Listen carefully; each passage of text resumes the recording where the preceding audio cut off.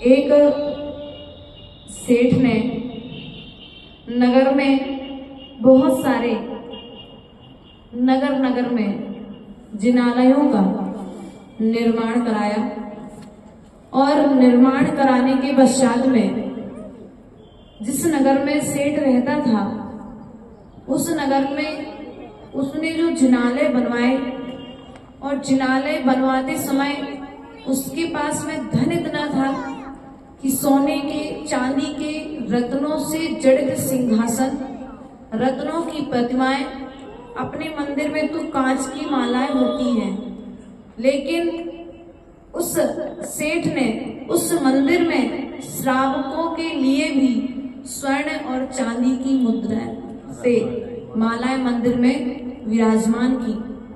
बर्तन भी कोई सामान्य नहीं थे, सोने चांदी के बर्तन उस मंदिर में उन्होंने विराजमान किए। जब व्यक्ति इतना वैभव देखता है तो किसी न किसी पापी जीव के पुण्य के क्षेत्र में आने के बाद में भी पाप करने के भाव उत्पन्न हो जाते हैं। यह सब वैभव एक सामान्य श्रावक रोज मंदिर आता, वैभव देखता, भगवान के दर्शन नहीं करता, उसे जो वेदी में सोना लगा है, जो सिंहासन में रत्न लगे हैं, जो मंदिर में सोने की मालाएं टंगी हैं, जो पूजन के बर्तन रखे हैं, उन पर उसकी दृष्टि जाने लगी। आभर और जिनालय तो आता, लेकिन जिनालय आते हुए भी जिनालय में रखी हुई वस्तुओं को कैसे प्राप्त किया जाए यह विचार निरंतर करने लगा।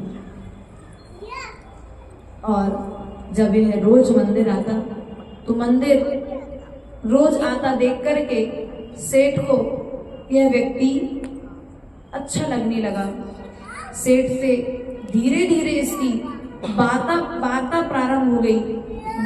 वार्ता जब प्रारंभ हो गई तो इतनी वार्ता हुई, इसने वार्तालाप के माध्यम से सेठ का दिल जीत लिया। अब जब इसने सेठ का दिल जीत लिया तो एक दिन सेठ के मन में विचार आया कि अब मुझे तीर्थ की यात्रा करने, मैंने अपने जीवन में जितने पुण्य के काम हो सकते मैंने सब काम कर लिए, लेकिन तीर्थों की वंदना नहीं की है। क्योंकि पहले के समय में बैलगाड़ी चलती थी, घुड़सवारी चलती थी, ऐसा नहीं था कि गाड़ी और ट्रेन थी तो फटाफट से किया और चले गए। तो उसने विचार किया कि मुझे तीर्थों की वंदना करने के लिए जाना है। सुना भैया, ध्यान दो, अब जाना है तो उसने पूरे नगर में ऐसा विचार नहीं किया कि मैं अकेले जाऊंगा। उसने विचार किया कि मैं पूरे नगर को यात्रा कराने के लिए, बड़े पुण्यात्मा जीव होते हैं, ध्यान रखना, जिनके पुण्य की कमाई होती है सोना भैया, उनकी ही पुण्य की कमाई से पुण्य के कार्य होते हैं। पापी जीव के पास में पैसा तो रहेगा, लेकिन पैसा देने का भाव नहीं होगा। आप देख लेना, कई स्थानों पर देख लेना, बेईमानी की कमाई पुण्य के कामों में लग नहीं सकती। ये हमने कई जगह कई स्थानों पर देखा है। इस चीज को आप लोग भी ध्यान रखना हमेशा। यदि तुम्हारे पुण्य की कमाई है तो तुम उसे पुण्य क्षेत्र में देने का भाव करोगे, और भाव करने के साथ साथ तुम दे पाओगे। वरना कई बार ऐसा होता है कि व्यक्ति भाव तो करता है लेकिन दे नहीं पाता। क्यों? क्योंकि वो कमाई हमारे पुण्य की नहीं है।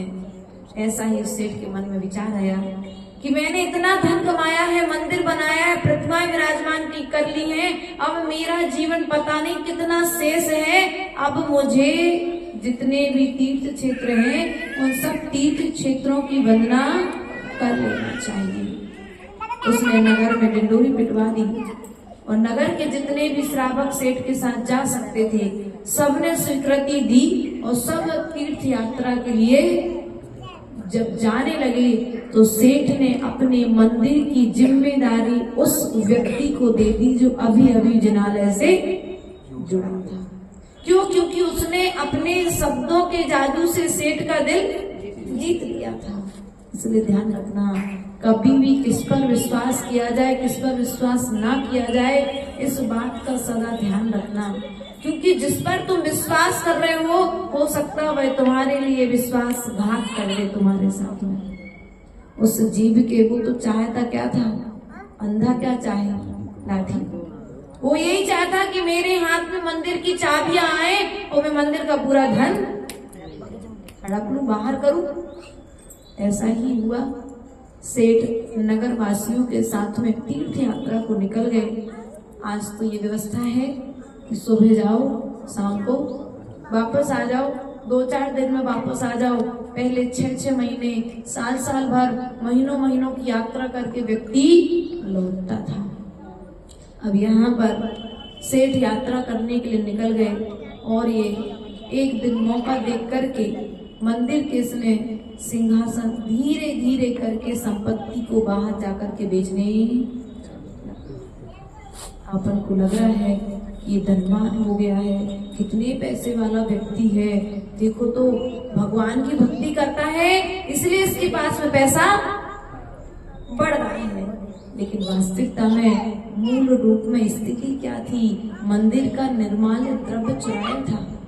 जो मंदिर में एक बार दान हो गया, चाहे चटाई हो, चाहे पाटा हो, चाहे पूजन के बर्तन हो, हम तो ये कहते हैं कि यदि मंदिर में तुम डिब्बी में भर के चावल लाए हो ना, और यदि एक दाना भी तुम्हारे साथ वापस आ जाए तो वो दाना तुम्हारे लिए पता नहीं कब दरवाजे का भिखारी बना देगा।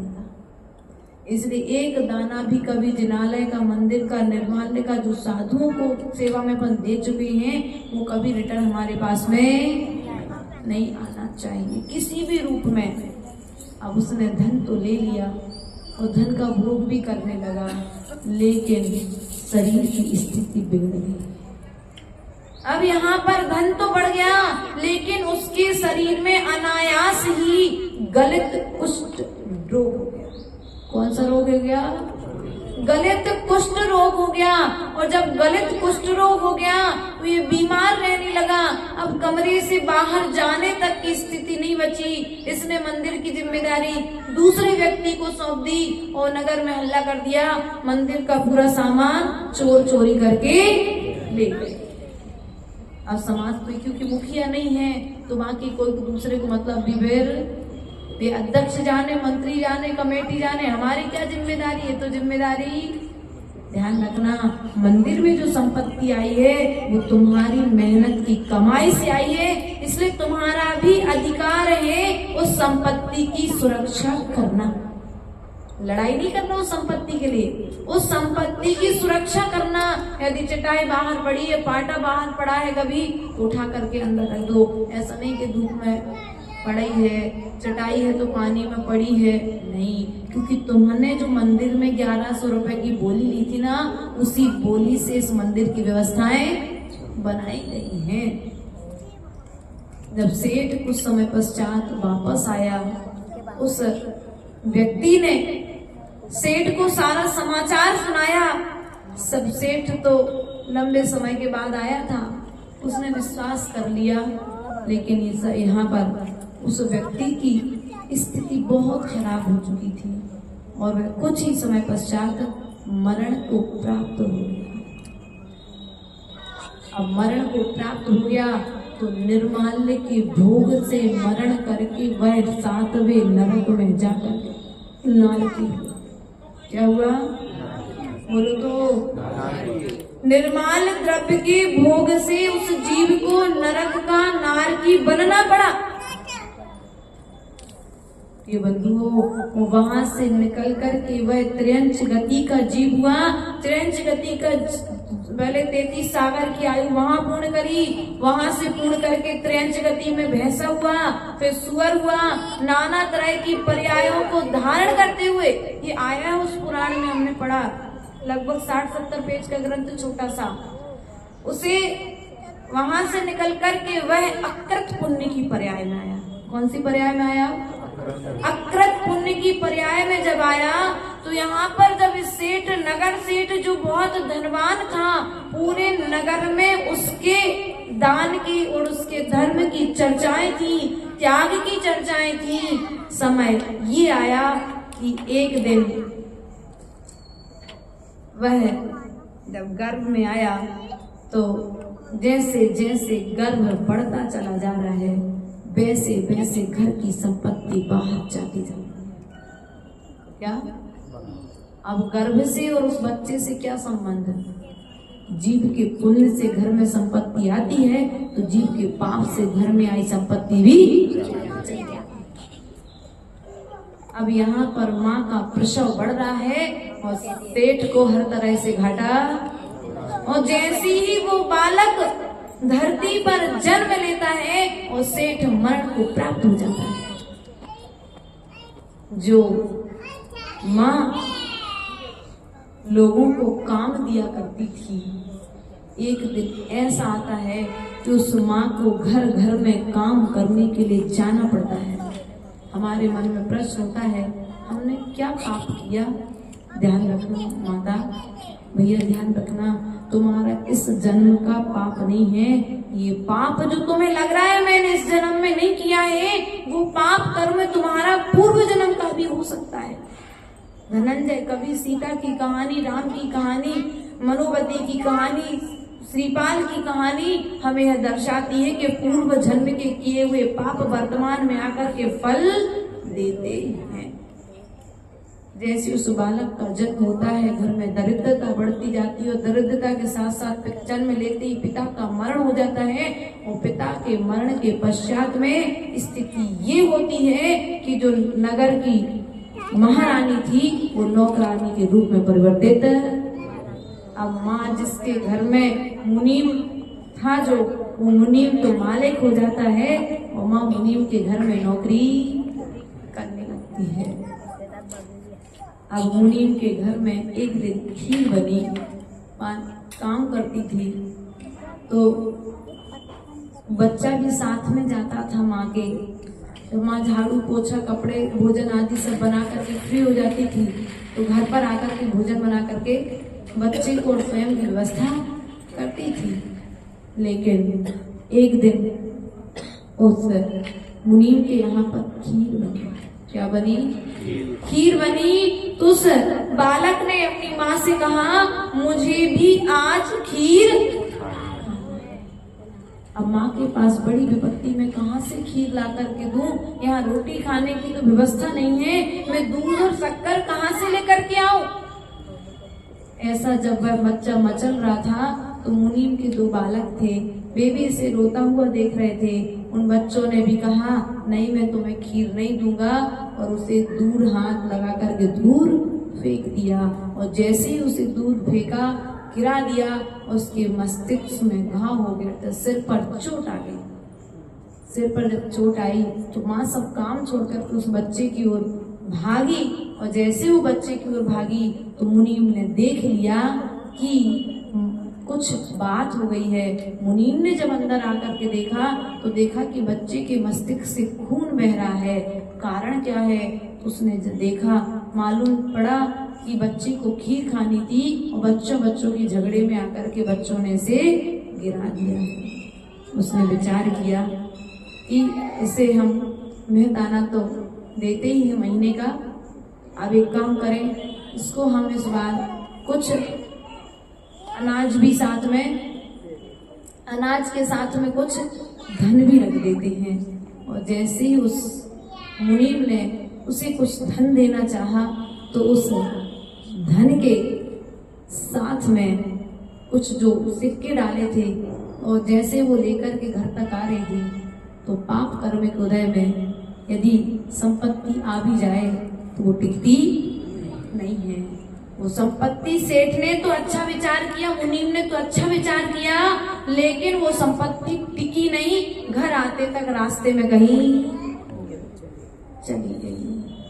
प्रिय बंधुओं, माँ ने जैसे तैसे, एक दिन हो गया, 2 दिन हो गया, 3 दिन हो गया, अब तीसरे दिन जाकर के उसने घर घर में काम करके खीर की व्यवस्था की, दूध लेकर के आई, शक्कर लेकर के आई और चावल लेकर के आई। और जब चावल और दूध आदि सब लेकर के आई तो उसने मुनिराज के लिए पड़गाहन का उसके मन में भाव आया कि आज मेरे घर में शुद्ध भोजन बना है, तो क्यों ना आज मैं मुनिराज को आहार दान दे दूं।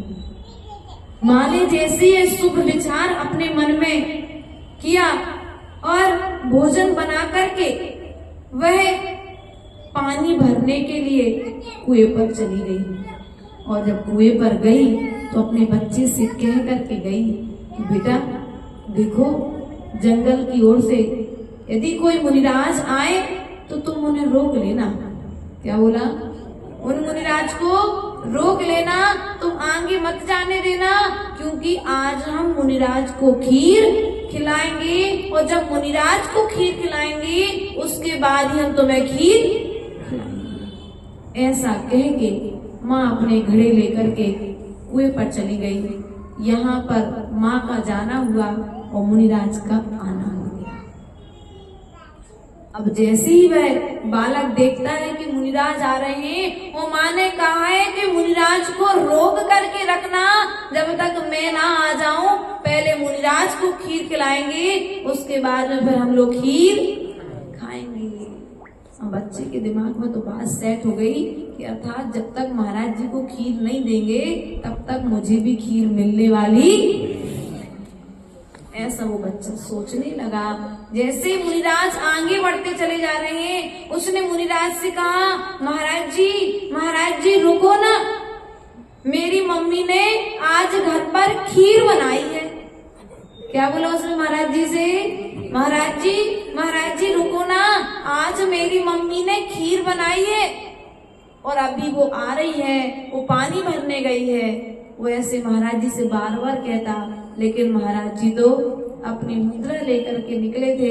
वे बालक की ये चेष्टा देख करके उसे क्षमा करते आगे बढ़ते चले जा रहे थे, लेकिन माँ ने कहा है कि मुनिराज को पहले खीर खिलाएंगे, बाद में हम लोग खीर खाएंगे। तो उसने कह दिया, यदि आपको खीर नहीं देंगे तो मुझे भी खीर मिलेगी। अब उसने जब महाराज जी से कहा, महाराज जी फिर भी नहीं रुके। उसने महाराज जी के दोनों पैर पकड़ लिए। अब मैं आपको आगे, क्योंकि पड़गाहन तो आते ही नहीं था उसको, बस माँ ने जैसा सिखाया था वो बालक वैसा वैसा करता चला जा रहा था। महाराज और दोनों का विनोद अर्थात चलता रहा। इस तरह की चर्चाएं आगे महाराज धीरे धीरे बढ़ते गए और जैसे ही माँ ने देखा कि मुनिराज आगे हैं, वो बच्चा उनके चरणों में पड़ा हुआ है, माँ ने मुनिराज को देख करके आत्रो तिष्ठो विधि पूर्वक मुनिराज का पड़गाहन किया और पड़गाहन करके मुनिराज को अपने घर में आहार कराने के पश्चात में मुनिराज जब आहार कर रहे थे तो माँ ने खीर के 2 हिस्से कर लिए। कितने हिस्से किए खीर के? 2 हिस्से खीर कर लिए, कोई 3 हिस्से कहता है। अब हिस्से जब कर लिए माँ ने, तो माँ ने विचार किया मुनिराज को खीर, पड़गाहन का बच्चा छोटा था तो वो दरवाजे पर ही बैठ गया। अब माँ मुनिराज को आहार दे रही है, विधि पूर्वक आहार करा रही है। मुनिराज को जो मुनिराज का हिस्सा लगाया था तो मुनिराज के हिस्से की खीर मुनिराज को, लेकिन आहार पूरा मुनिराज को, मुनिराज के हिस्से की खीर चलने के बाद में भी आहार पूरा नहीं हुआ। अब उसके पश्चात में माँ ने विचार किया, कोई बात नहीं, मैं अपने हिस्से की खीर चला देती हूँ। माँ ने अपने हिस्से की खीर भी उस बालक के लिए, महाराज जी के लिए चला दी। और जब महाराज जी के लिए अपने हिस्से की खीर चलाने के बाद में भी मुनिराज के हाथ पूरे नहीं हुए। अब माँ के सामने संकट, अब क्या किया जाए? मुनिराज का हाथ पूरा हुआ नहीं है, वो बालक खीर खाने के लिए उत्सुकता पूर्वक दरवाजे पर बैठा है। कुछ बच्चे समझदार होते हैं बचपन से, जो माँ के चेहरे के हाव भाव को पहचान जाते हैं। वह बच्चा भी अपने माँ के चेहरे पर पड़ी हुई शिकंज को पहचान गया और बोला, माँ मेरे हिस्से की खीर भी मुनिराज को चलाओ ना। माँ ने विचार किया, देखो अभी तो ये कह रहा है कि खीर चला दो, लेकिन यदि खीर खत्म हो गई तो बाद में मैं फिर इसे खाने के लिए कहाँ से लाऊंगी। बच्ची ने पुनः निवेदन किया, माँ मेरे हिस्से की खीर भी तो मुनिराज को चलाओ ना। ऐसा विचार करके उस बालक के हिस्से की खीर माँ ने चलाना प्रारंभ की, और जैसे ही मुनिराज के लिए बालक के हिस्से की खीर चलाना प्रारंभ की, मुनिराज का थोड़े ही समय में आहार समाप्त हो गया। अब जो पुण्य आत्मा जीव रहते हैं और यदि कोई श्रेष्ठ चीज बनाते हैं या उनके पास में कोई श्रेष्ठ चीज रहती है तो वे उसका सेवन अकेले नहीं करते, वे पूरे समूह को बुला करके उसका सेवन करते हैं, भोजन करते हैं। माँ के मन में विचार आया कि मेरा बालक है, खीर पर्याप्त है, मोहल्ले के बच्चों को भी हम बुला लेते हैं। मोहल्ले के बच्चों को बुलाया गया, मोहल्ले के बच्चों ने खीर खा ली, गांव के लोगों ने खीर खा ली, लेकिन खीर समाप्त क्यों? वो खीर तो एक नियोग था, उस निर्माल्य का जो उसने भोग किया था, उस खीर के दान के प्रभाव से उस अकृत पुण्य का पूर्व जन्म में किया हुआ कर्म कट गया। अब यहाँ पर कर्म तो कट गया, ऐसा क्यों हुआ कि खीर तो ऐसी कैसे बढ़ गई, जहाँ तो 3 लोग के हिस्से लगाने पड़े और खीर इतनी बढ़ गई कि पूरा गांव ने भोजन कर लिया, फिर भी खीर समाप्त नहीं हुई। तो वे जो मुनिराज थे वे जल्लोषधि रिद्धि के धारी मुनिराज थे, इसलिए उनके प्रभाव से वह पात्र खाली नहीं हुआ और संध्या कालीन बेला होते ही वह रिद्धि अपने आप समाप्त हो गई। प्रिय बंधुओं, अक्षीण समृद्धि रिद्धि है ना, जल्लोषधि भी आता है, अक्षीण रिद्धि भी आता है, क्षीरसार रिद्धि भी आता है। 3 रिद्धियां इस प्रकार से आती हैं विश्लेषण में कि इनके प्रभाव से वृद्धि होती है। अब बालक के निमित्त से जो खीर बनाई गई थी पूरे गांव ने कर ली। अब देखो एक बार मुनिराज का आहार कराया, क्या कराया भैया? एक बार मुनिराज का आहार कराया कि जहां जिसके जन्म के साथ में घर की संपत्ति समाप्त हो गई थी, मुनिराज को आहार दान देने के प्रभाव से घर में वह संपत्ति वापस लौट गई। और इतना प्रभाव हुआ उस आहार दान का कि उसके घर में इतनी संपत्ति आई। माता ने मेहनत की, बच्चे ने मेहनत की, सबने मेहनत की, उसके प्रभाव से संपत्ति इतनी आई कि एक दिन ये नगर का सेठ बन गया। और सेठ बनकर के इसके पास में जब संपत्ति बहुत सारी थी तो इसने सबसे पहले जिनेंद्र भगवान की प्रतिमा विराजमान करवाई।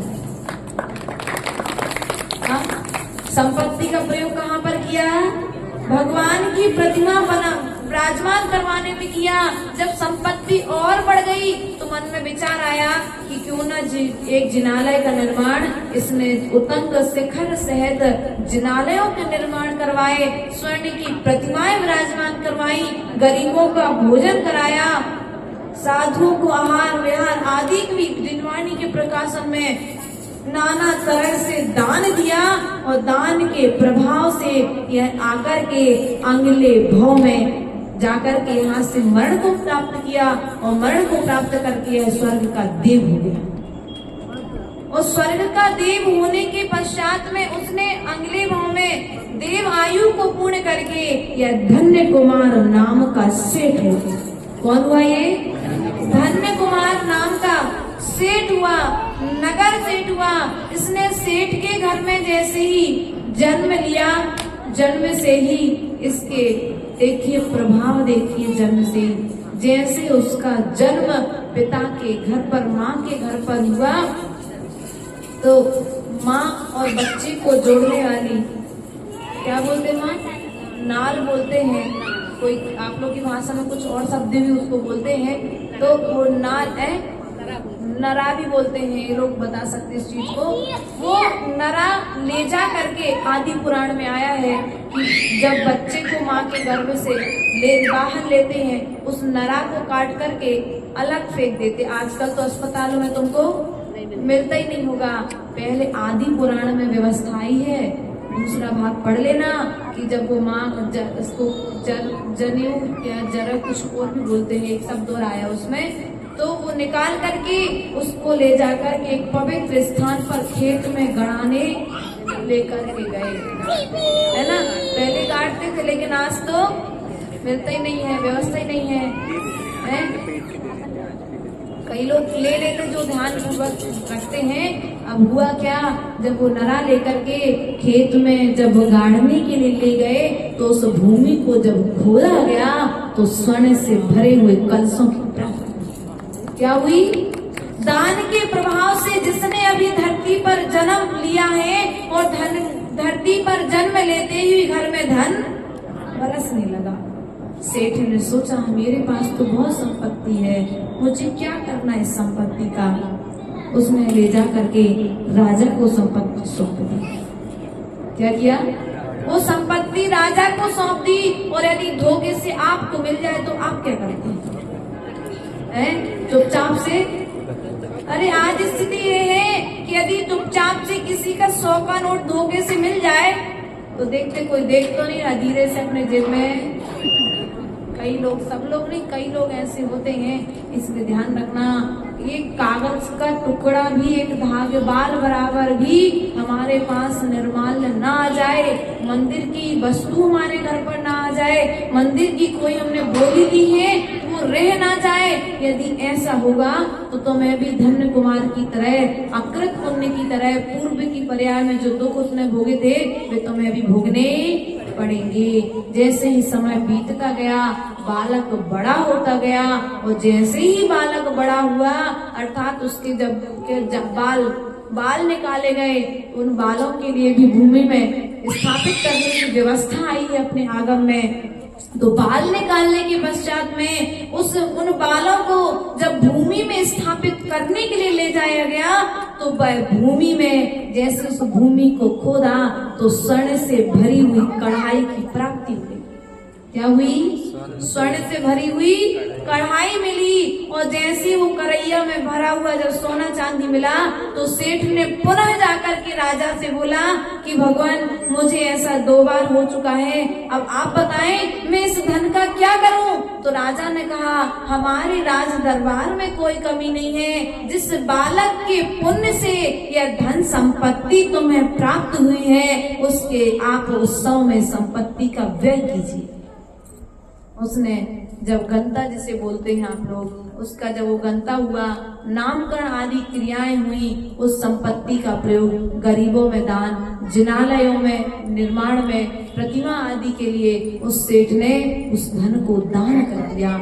इसलिए प्रिय बंधु, ये कहानी हमें यह प्रेरणा देती है कि हमें कभी भी स्वप्न में भी हमारा लग जाए सो लग जाए, लेकिन भगवान दान की चीज कभी हमारे घर में क्या, दान की वस्तु कभी भी हमारे घर में ना आ जाए। यदि आई है तो अगर धोखे से भी आ गई है तो तत्काल उसको यथास्थान, भूल से भी रह गई है तो, यदि धोखे से भी तुमने 101 रुपए की बोली ली है ना, वो 1 रुपए भी बचाना नहीं। 1 रुपए का 2 रुपए दे करके आ जाना, 2 रुपए के 5 रुपए दे देना, लेकिन वो 1 रुपए भी यदि तुमने बचा लिया है तो समझ लेना वो 1 रुपए तुमसे बचाने कितने 1 रुपए निकाल करके ले जाएगा। इसलिए प्रिय बंधु, ये कहानी हमें प्रेरणा देती है कि हमें निर्माल्य द्रव्य के भोग से बचना चाहिए। कई लोगों की आदत होती है बोली तो ले लेते हैं लेकिन दान फिर बोलो तो भूल जाते, हमने कब ली बोली, अरे वो तो उस समय धोखे में हमारा नाम ले दिया।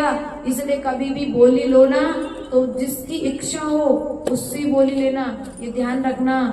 क्योंकि पुण्य की कमाई पुण्य के स्थानों में लगती है, पापी की कमाई कभी पुण्य के स्थानों में, पुण्य के कामों में नहीं। संपत्ति खूब रहेगी लेकिन हमेशा क्या रहेगा, हमारे पास है ही कहा भैया, हमारे पास तो कुछ है ही नहीं है, हमारे 2 रोटी खा के जैसे जीवन जा रहा, जी रहे तो नहीं जाना।